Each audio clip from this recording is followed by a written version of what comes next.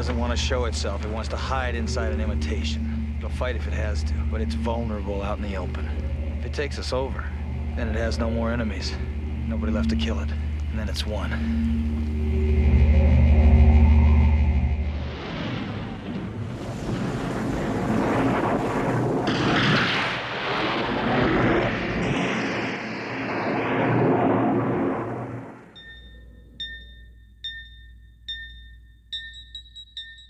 I'd like to begin this film analysis by asking what hasn't been said about John Carpenter's 1982 classic, The Thing. There's been countless videos dissecting every small detail about the film, and rightly so. It's the film that keeps on giving. The symbolism and atmosphere, the characters and suspense. It all makes for a classic movie with endless rewatch value. It's a masterpiece of filmmaking. As much as I love Halloween, I have to say that The Thing is John Carpenter's magnum opus. However, to a certain degree, The Thing owes its very existence to the release of Ridley Scott's Alien a few years prior, concerning its sexual themes in the science fiction horror genre. The Thing also borrows its assimilation plot from the Invasion of the Body Snatchers. The Thing merges both themes to suggest subjects about the sexual activities that go on among men isolated from the rest of the world, when no women are around to satisfy their sexual urges. Carpenter personally chose an all-male cast, not just because he wanted to remain as faithful as possible to John W. Campbell Jr.'s original source novel, Who Goes There, but to prove a point about the then current health issues concerning the new and deadly sexually transmitted diseases among mostly gay men. Both Invasion of the Body Snatchers films were direct products of their times, reflecting the Cold War era scares of communism, and then the post-Vietnam War era return to a conservative lifestyle.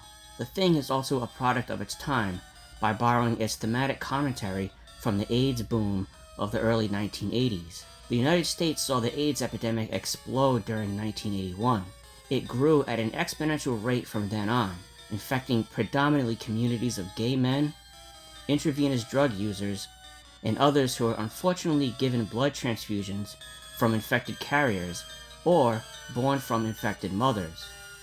Instead of communism and consumerism, the assimilation themes in The Thing symbolically represent a switch in sexuality, perhaps by rape or cabin fever or just free will, and with it comes an infected status of that now assimilated individual. To discover The Thing's true message, both as a film and as an alien virus, you have to ask what end goal the assimilation of each character serves on an individual and global level. The Thing doesn't eat its victims, nor have a psychopathic goal, whereas the message of the Pod People from Invasion of the Body Snatchers created new individuals who conform to a new set of societal standards or political philosophies. The Thing symbolically proposes a dire warning about stopping the AIDS epidemic before infected carriers overtake the sexual identity of each individual and take over the world.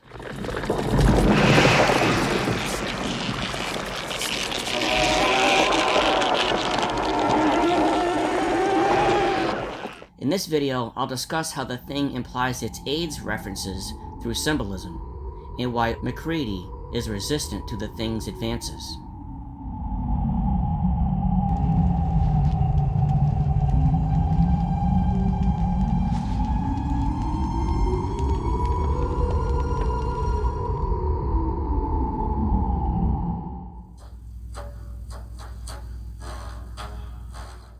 The first time we see MacReady, he's playing computer chess.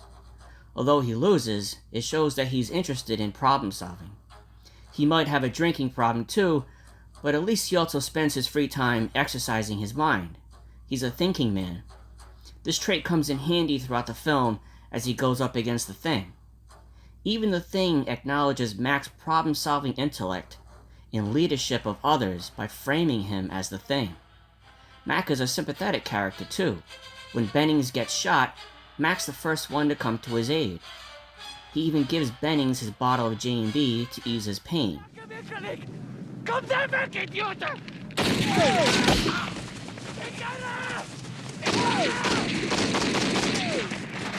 George, are you okay? Yeah, I'm okay. Are you? Yeah, what's going on there?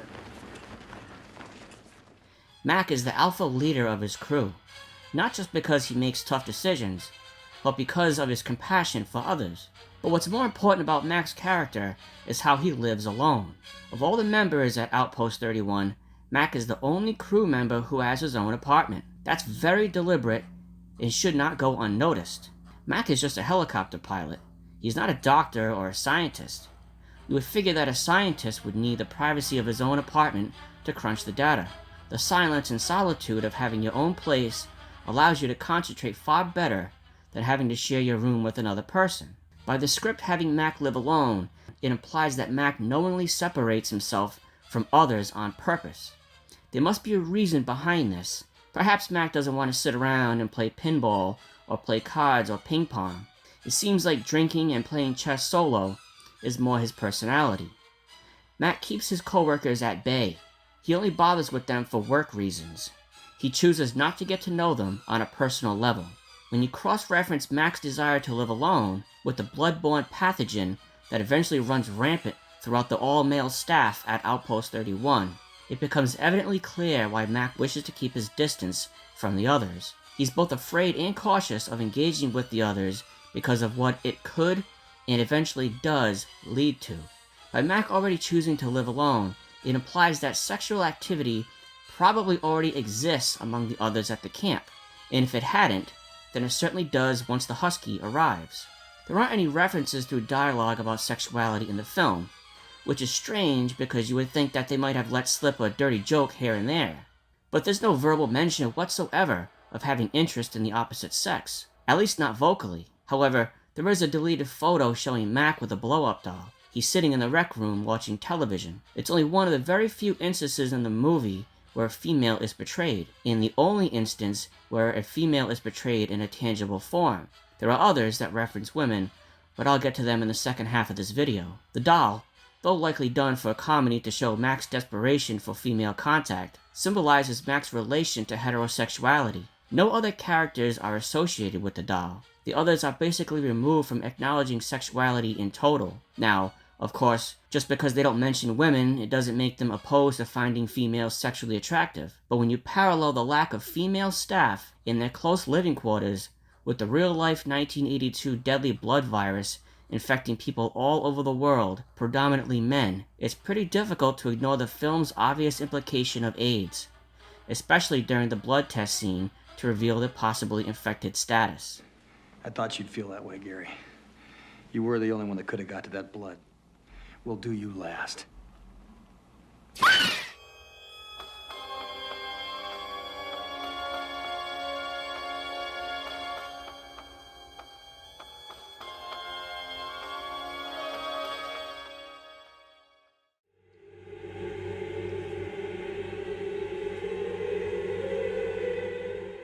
I think we should give respect to the writing and production of older movies. And by older movies, I mean the ones before Y2K. Very rarely do we see current, modern-day films that incorporate well-detailed symbolism into their stories. Many stories these days are very plastic, artificial, and without subtext and symbolism, as if produced from an assembly line. There are exceptions, but not many. The symbolism and subtext just aren't there anymore, and I think the successful longevity of a story to withstand the test of time suffers greatly for it. We can't say that about John Carpenter's The Thing, though. For anyone studying film theory or creative writing, The Thing should be mandatory to review. Any college film program worth its salt will have The Thing in its curriculum. To properly examine the symbolism in The Thing, we should begin with the Norwegian helicopter chasing down the infected Husky.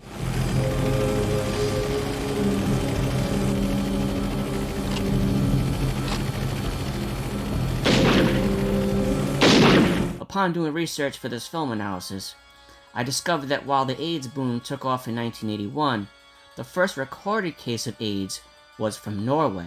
A Norwegian sailor traveled to Cameroon, Africa between 1961 and 1962 and contracted the disease, initially being treated for gonorrhea. He died in 1976 from complications of pneumonia, having also passed on the disease to his wife and daughter, who also died. All three of their blood samples tested positive for HIV. So the incorporation of Norwegians in The Thing is not accidental. The Norwegians' presence in the movie represents more than just a plot point, but instead symbolically represents a patient zero situation, where the blood-borne pathogen was initially recorded. When Mac and Copper arrive at the Norwegian camp, the whole place is in shambles, blown up and burned down. The same thing will happen to the American camp by the end of the film. The Norwegians imploded and turned against one another as the thing attempted to infect and defile each crew member. Mac and Copper even find a Norwegian who committed suicide, slashing his wrists and cutting his own throat. That's how badly he refused to engage in whatever sexual activities were happening at his camp. My God, what the hell happened here? Fuchs, though not witnessed on camera, likely killed himself too. When investigating outside, Fuchs probably was approached by the thing. But, like Mac says, Fuchs probably burned himself before it could get to him. Flare! Maybe he tried to burn it! Maybe he burned himself before it could get to him. Fuchs chose to commit suicide rather than be raped and infected. And if we keep with the comparing of the Norwegians, then Mac and Childs will mirror the demise of the last two Norwegians in the helicopter. Although the ending is purposely ambiguous, Mac and Childs will die as well, most likely freezing to death. I mentioned before about the lack of females in the thing, and how the few instances where a female is referenced connects with the character's heterosexuality. These selected moments imply something important to the character's negative infected status. To double down on the female presence and its connection to the non-infected condition of a character, we should note that the computer chess voice playing against Mac is female, so that's twice a female has been associated with MacReady. Your move, bishop to knight 4. My move, knight to rook 3. Your move, king to rook 1. My move, rook to knight 6. Checkmate. Checkmate. And thirdly, we know that Mac is not infected because we witnessed his blood test come back negative. Now I'll show you what I already know.